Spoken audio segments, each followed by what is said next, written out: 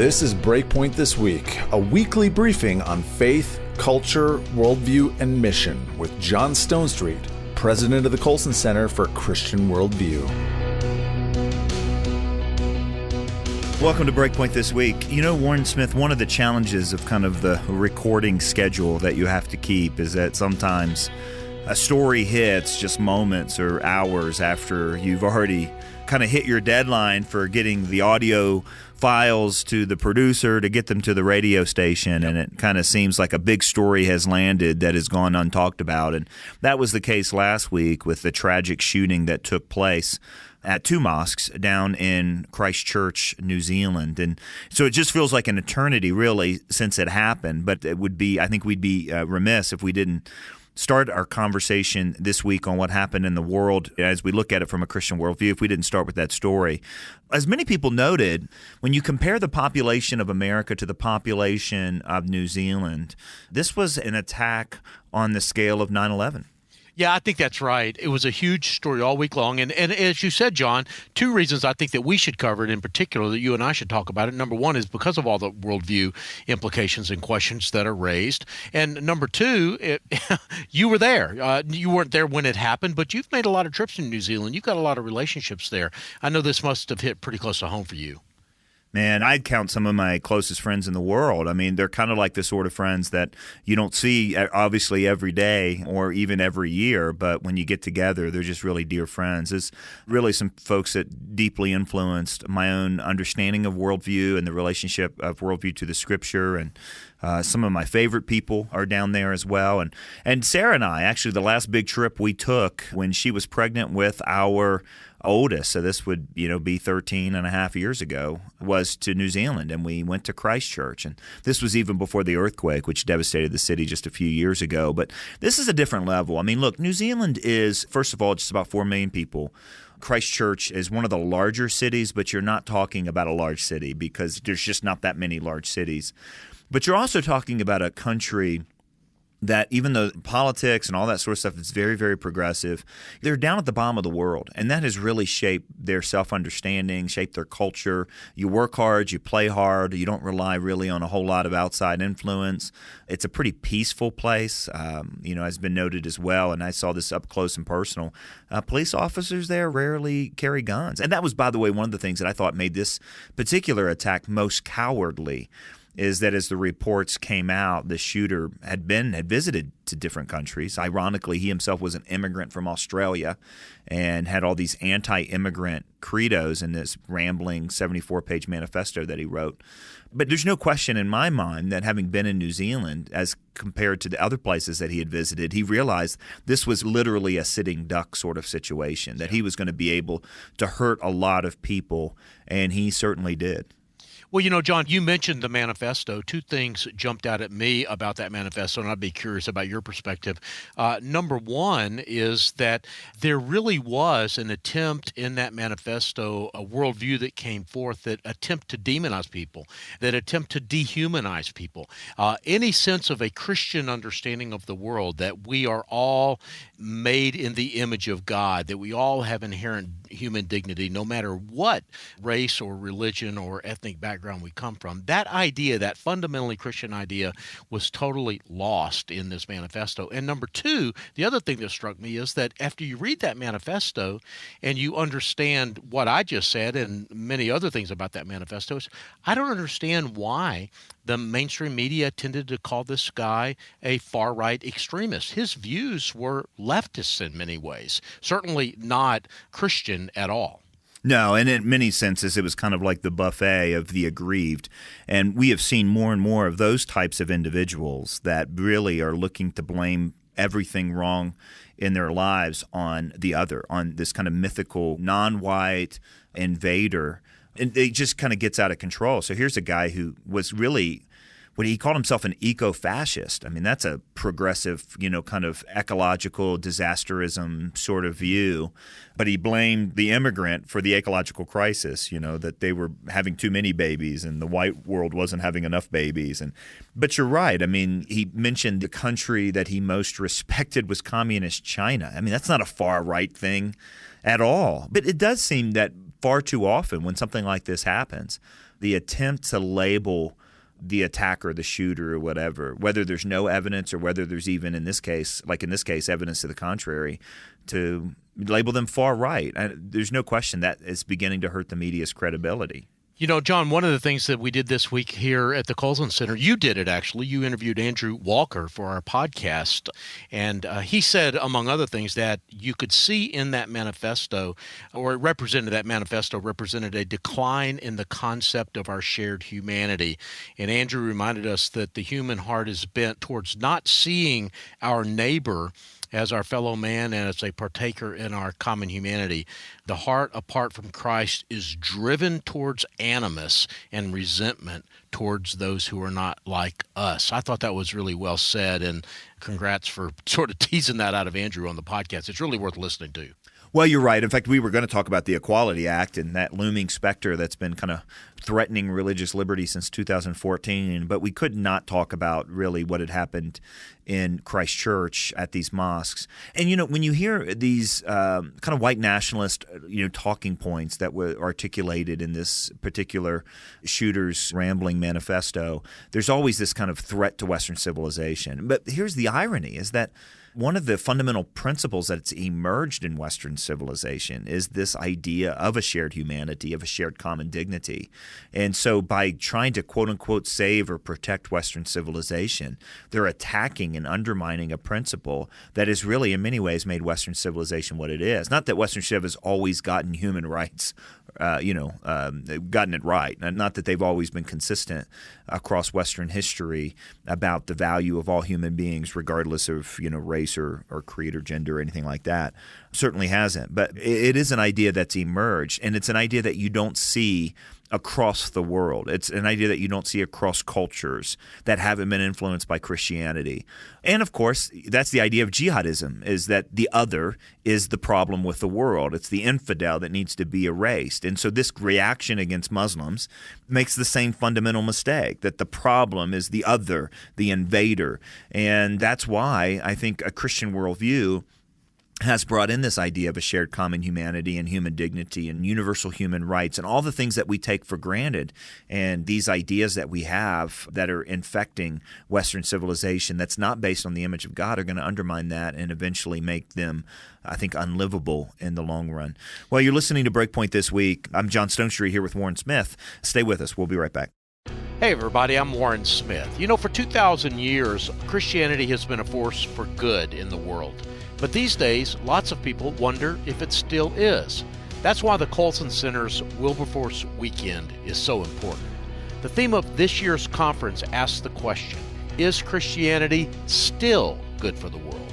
Now, of course, we think the answer to that question is a resounding yes. And we'll be making the case so you're equipped to make the case with your family and friends. This year's Wilberforce Weekend takes place just outside of Washington, D.C. on May 17, 18, and 19. I'll be sharing the platform with philosopher Dr. John Lennox, author and hip-hop artist Jackie Hill Perry, musician and novelist Andrew Peterson, former Atlanta Fire Chief Kelvin Cochran, Pastor Rick Warren, and many more. To find out more or to register, go to wilberforceweekend.org. I look forward to seeing you there. Welcome back. You're listening to BreakPoint This Week. I'm Warren Smith with John Stonestreet. And John, pivoting off of the New Zealand story and moving on to some other news items. So one of the things that happened that was really interesting this week was that the Trump administration issued some new guidelines related to transgenders in the military. You may remember a couple of years ago, President Barack Obama said that transgender people could serve openly in the military. And about 1,000 people, just under 1,000 people, actually took him up on that over the couple of years that it has taken for this new set of policies to come into place. But last week, President Trump said that can no longer be the case. If transgender people are going to be in the military, they have to at least report for duty in the uniform of and using the pronouns of their biological sex. Well, and what we're hearing is that that's a violent activity. And, that to me is where this debate has gone off the rails. It's an inability to actually articulate that which corresponds to reality. And to do so, then you immediately kind of get shouted down. And so that's the kind of the panicked reaction that we've seen from those, particularly on the left, on this particular issue. It also, I think, though, underscores something that we say often at BreakPoint, which is, politics is downstream from culture, but elections do matter. Yep. And, these are guidelines, and we are all familiar with President Obama's famous guidelines that were issued on a number of occasions in a number of different directions. This, the story you just told being one of them, but also leveraging Title IX, Title VII, federal educational money to force schools to integrate restrooms and so on. And, that also underscores that we're going to be dizzy here until we do some real cultural work and we can come to some level of a cultural consensus on some of these issues. We're just going to go back and forth from one election to another when it comes to these presidential quote-unquote guidelines that, essentially executive orders in different clothes. Well, John, one of the things that struck me about that transgender story in particular was almost a footnote in a lot of the news accounts that I read, but that footnote sounded a little like this, that there have been 994 active duty service members that have been diagnosed with gender dysphoria from 2015 to 2017, and those slightly less than 1,000 people accounted for 30,000 mental health visits. They're taking advantage of the military healthcare system to deal with their gender dysphoria. 30,000 visits from 1,000 people. That's 30 visits per person on average.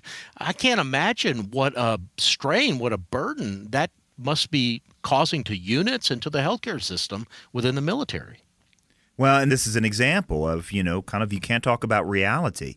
We're either talking about, 1,000 people, basically 1,000 people using 30 visits to deal specifically with gender dysphoria, or we're talking about something that often doesn't get talked about, which is if gender dysphoria is a mental condition in which, our understanding of ourselves doesn't correlate with reality, much the same as we would talk about eating disorders or those people who are born thinking that they should be disabled, the transabled, I think is what that group of individuals are called. And we count those as mental disorders. And we also recognize that they often go along with other mental health needs. And that's the conversation you're not allowed to have. I mean, we've kind of preempted the fact that, having a kind of a disassociation of your mind and body is no longer a mental disorder, specifically in this case. It is in every other case, but not in this case. And, of course, you would think that that would go along with other ways in which our mental capacities aren't aligning with reality, but you're just not allowed to have that conversation. And so what do you have? You have a big psychology bill for the military, at the end of the experiment. John, there's another story that, while we're on the subject of human sexuality, that I thought was super interesting. A story of a study that came out in 2014 by a Columbia University researcher.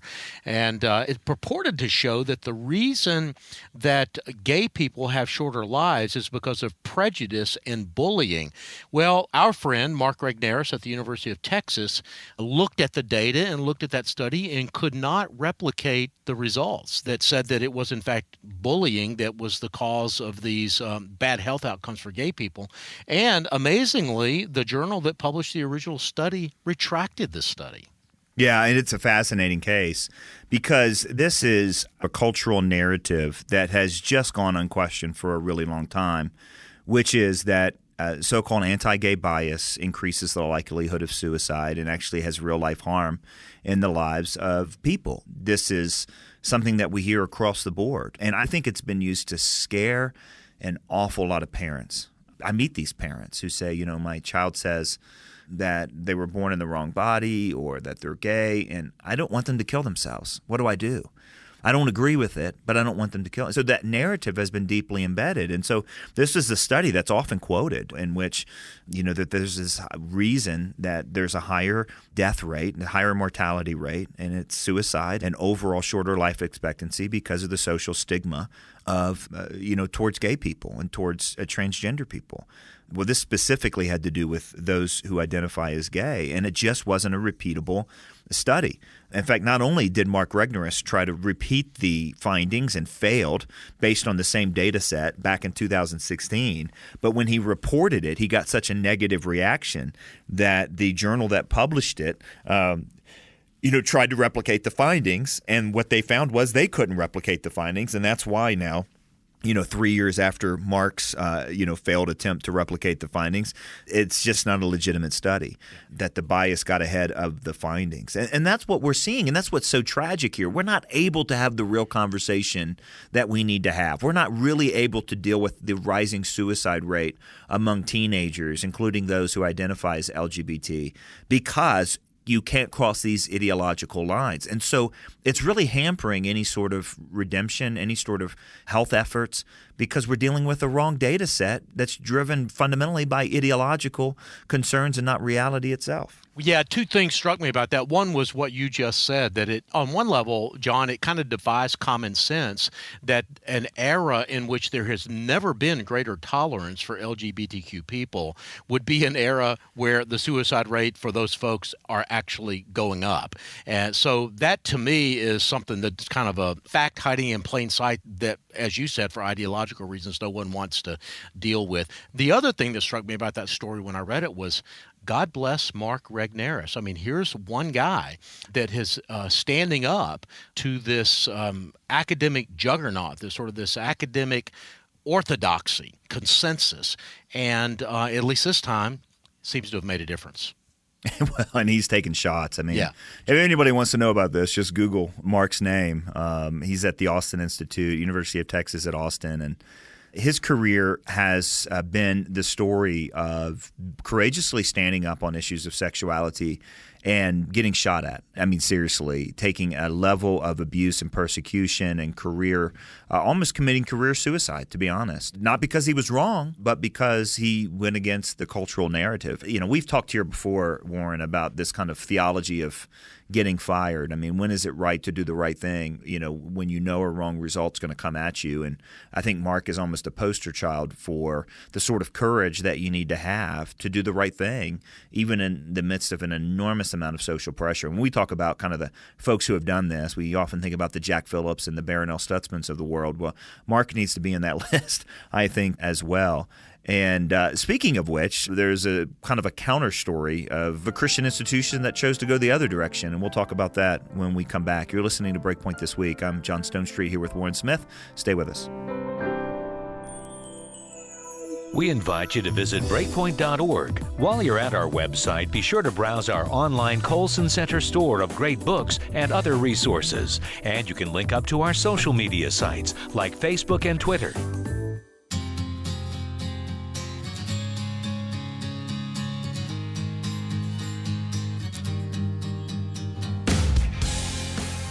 Well, we're back on BreakPoint This Week. I'm John Stonestreet here with Warren Smith. And as I said right before the break, we were talking about kind of what it takes to have a level of cultural courage and conviction on some of these really controversial topics. This is not only a requirement for individual Christians, the bakers and the florists and the sociologists at the University of Texas. It's also something that institutions are facing.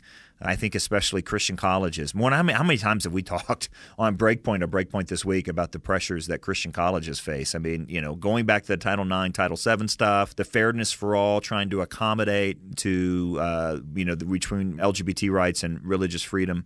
It's really one of the great, I think, challenges of our day is for Christian colleges to, quote unquote, remain Christian. Well, John, you're absolutely right. Even those colleges that have kind of explicitly stepped out of all the thousands of colleges in this country and attempted to keep those distinctives plain, the Coalition of Christian Colleges and Universities, CCCU, even among that group, there's been division. And Azusa Pacific is one of those colleges that has been in the news about that this week. Yeah, it is. The Azusa story is really interesting because there's a difference in Christian institutions based on whether they are institutions for Christians or whether they are Christian institutions that are open to everyone, whether they are historically Christian, whether they are denominationally based, and all these kind of bring a little different dynamic from institution to institution. In the case of Azusa Pacific, they are a distinctly Christian university, Christian mission, statement of faith and requirements for faculty, but you don't have to necessarily profess to be a Christian to be a student. In fact, you don't. And so they're a very big school and so on. And one of the challenges that they faced is a kind of a growing group of students who wanted to start an LGBT group, who wanted to identify as LGBT. Now, the school has long had a statement of sexual conduct. In other words, even though you don't have to be a Christian to be a student, you have to be sexually chaste, given, as it says in their statement of faith, God's design for marriage and God's design for sexuality. And so based on that, students cannot be sexually active. But part of that policy has also included then students could not pursue homosexual romantic relationships. Well, months ago, the Office of Student Life changed that and said it was okay for students to pursue same-sex romantic relationships as long as they were not sexual in behavior. And they announced that. Well, the board reversed it back, and the board said, no way. This is an inconsistency. And so the board made that decision, overstepped the Office of Student Life. Now what's happened is the school has reversed the decision again. Part of that has to do with the resignation out of protest of at least two of the board members because of this kind of the direction, at least according to the resignation, the direction that the university seems to be going. So to be clear, here's the policy, Warren. The policy is no student can be engaged in sexual relations. But obviously it's not wrong to have a girlfriend on campus as long as you're not sexually active. And so that same standard now is going to apply to students who identify as LGBT. They are allowed to pursue same-sex romantic relationships as long as they're not sexual in nature. A little confusing? Yeah, very confusing. I mean, it clarifies nothing in my view. It doesn't hold up the biblical norm of sexuality. I don't understand how this can't be considered a real compromise. What about you? I mean, John, do you think this is holding any line at all? Well, no, I don't think it is. I mean, it's holding a line, but it's not the right line. And it's going to be really confusing. So you're going to allow students to pursue 4 years of a same-sex relationship, but they can't express it.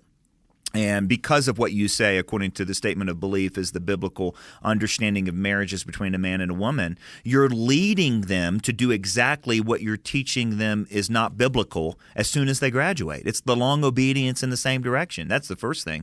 The second thing is, what's this line? I mean, where is the line then? Obviously, and I want to say this carefully, but it's a fact that when we say homosexual love and heterosexual love are the same love, like the popular song says, that's actually not true in any biological sense. Intercourse is actually not possible in a same-sex relationship, and I'll leave it at that. So what then counts as inappropriate behavior according to this standard?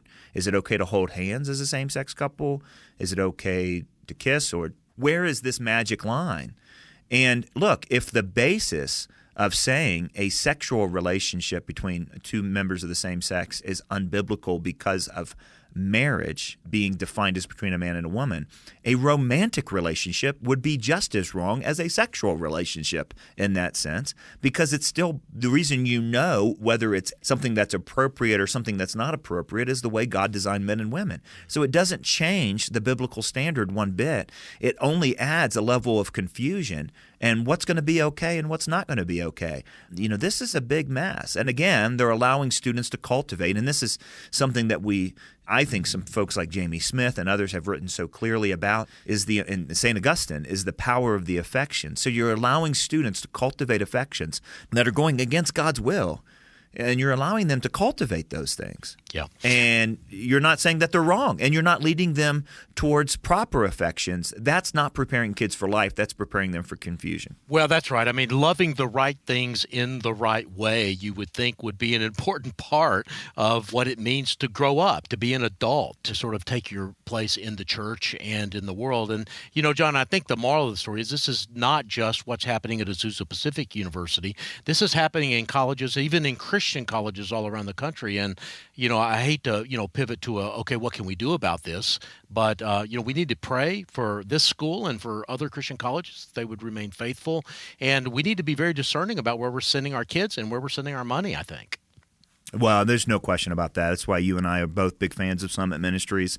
And that's if you're going to a Christian college or a non-Christian college. There's just something invaluable about putting kids in kind of a boot camp of ideas and having them wrestle deeply with what they believe and why they believe it. And it's also why we want parents to go deep in their own Christian worldview so that they can have these sorts of conversations. And they know how to talk about these things. Warren, I spent the last couple of weeks working with a lot of grandparents, and grandparents think when it comes to the issue of sexuality, so many Christian grandparents think that they're just talking a foreign language compared to what their children and grandchildren think. Well, how do you prepare for that? That's one of the reasons why we do this program each and every week. That's one of the reasons we do a daily commentary called BreakPoint every day. That's one of the reasons we do the Wilberforce Weekend, and why this year at the Wilberforce Weekend, one of the things we'll be talking about is whether Christianity is still a good idea when it comes to sexuality and sexual minorities. That's why we do the Colson Fellows program, which allows folks who are in a position of influence to go deep in their understanding of Christian worldview. I mean, that's really what all this is about. To learn more about all the things that the Colson Center offers, visit our website, breakpoint.org. And we are taking applications right now for new Colson Fellows to study with us for the next year, to dive deep into Christian worldview and cultural understanding, and to develop a 3-year plan for restorative impact. Visit us at breakpoint.org or colsonfellows.org, and we'll tell you how to find out more about becoming a Colson Fellow. Well, Warren, great conversation. We'll be back again next week. For Warren Smith, I'm John Stonestreet. Thanks for joining us on BreakPoint this week.